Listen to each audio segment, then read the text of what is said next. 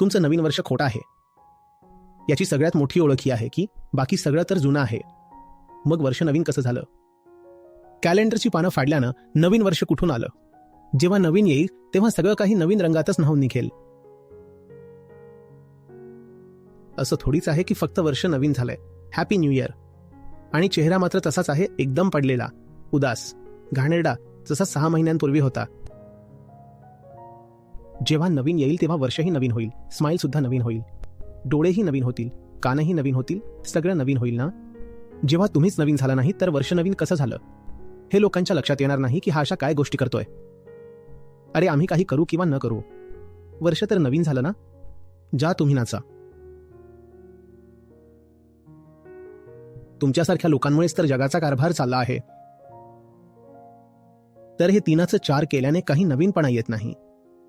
आणि जर 3चं 4 केल्याने नवीनपणा येऊ शकला असता तर तुम्ही तुमच्या आयुष्यात किमान 30 वेळा 1चं 2, 2चं 3, 3चं 4, 4चं 5, 5चं 6 केलं आहे की नाही?